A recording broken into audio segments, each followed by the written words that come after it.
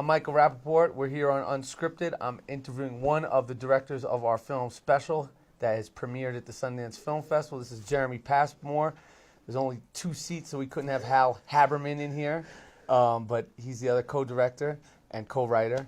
And we're here, and I'm going to start asking you questions, Jeremy, and make this as relaxed and as comfortable as possible. So how did you come up with the story for special?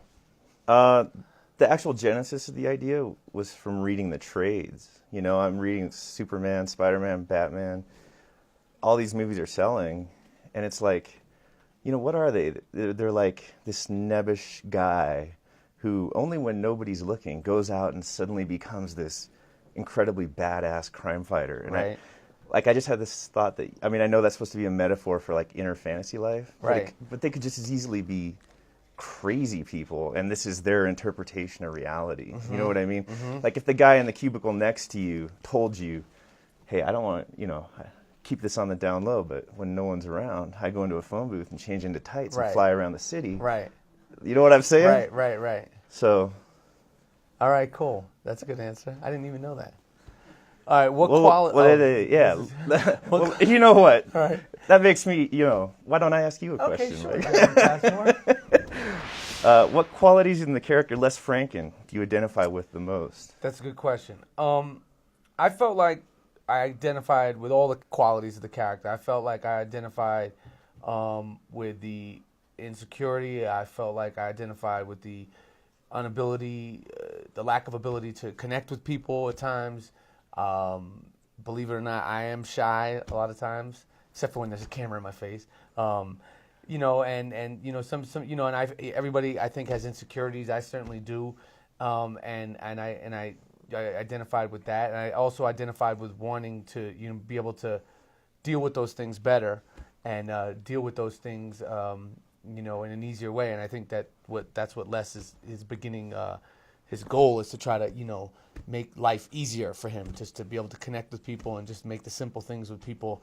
And also confrontation. You know, I'm not a big fan of confrontation, and I think Les was, you know, very, very scared and intimidated by dealing with confrontation. Jeremy, what does special say about human nature?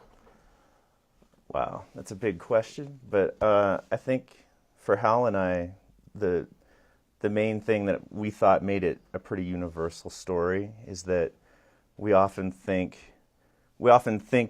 that this is the way we are in the world, Right. and that's not always the way other people are viewing us. Right. And so there's always this inherent conflict in everyone's life. Right. And obviously in special it's heightened, it's Right. exaggerated, but I think that was sort of the universal theme. Right. And also just the universal theme of wanting to be important, wanting to be special, Right. wanting that, you know, that recognition that, Right. that you matter as an individual. Right. Even on the smallest level. Yeah.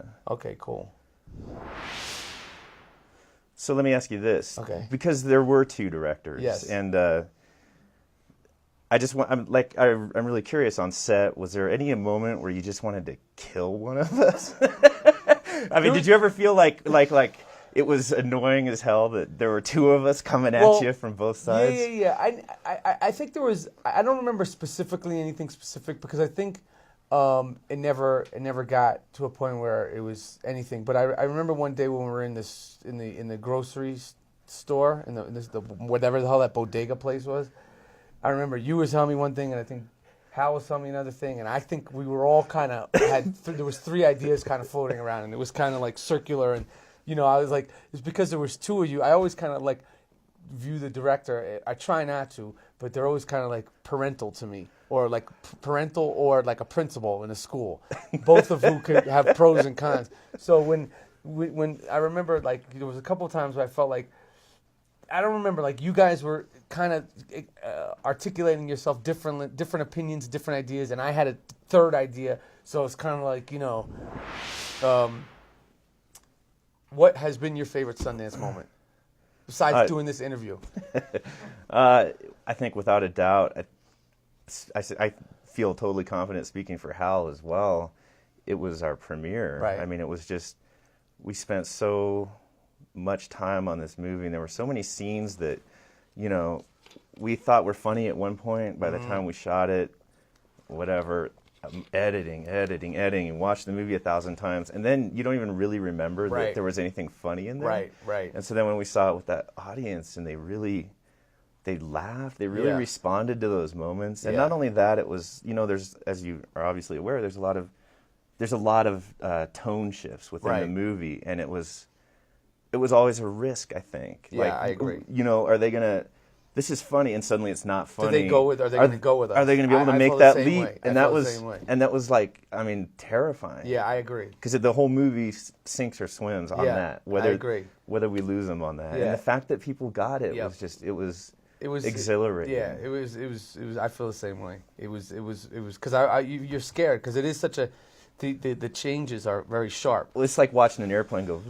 Yeah, and then a little bit up. And then, yeah. But it was exciting, that first premiere. Yeah, best moment of my life. Yeah, to be honest. Cool.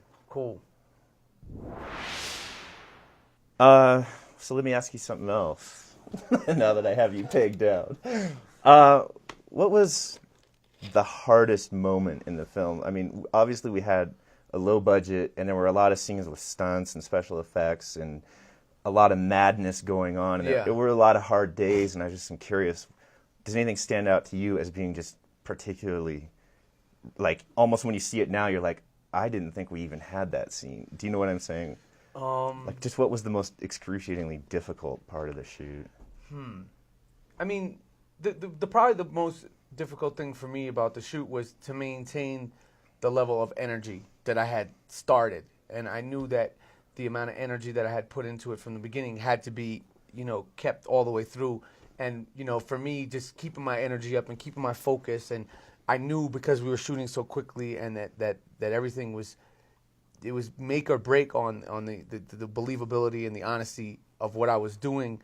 That was, for me, my personal thing, maintaining the focus and the energy that was there from the beginning. And just sustaining that through the whole shoot. And because, we'd shoot and then have to come to work 5, 6, 7 hours later, even when I went home, to just kind of like be clear on what the next day was and, be able to do that. And then also go home and be a father and balance that stuff. But, know in the back of my mind, like, okay, the next day we're back on the saddle. So just keeping focus and energy the whole time was the hardest thing.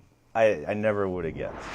Oh, okay. So this is I need you to answer this first because I don't know how I'm going to answer this. Three things I love about movies are you answer it and I'll. Jeez.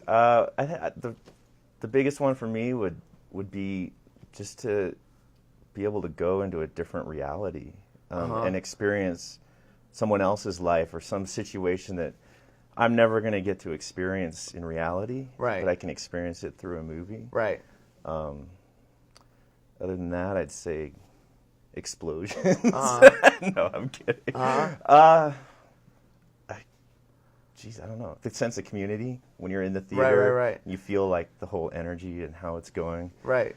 And also just seeing what other people are doing. Right. Other filmmakers. Right. You know what I mean? Yep. Like seeing how they're approaching the world differently than Hal and I are looking at it, Right.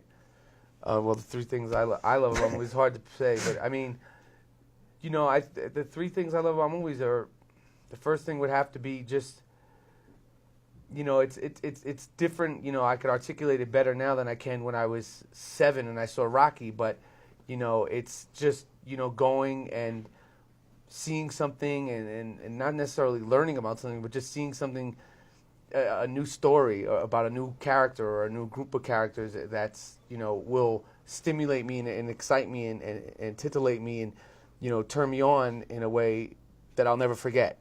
Just like, we see, movies from when I was a kid to now, to the Sally Mann documentary I saw yesterday. That's probably the number one thing. The number two thing is the visual stimulation.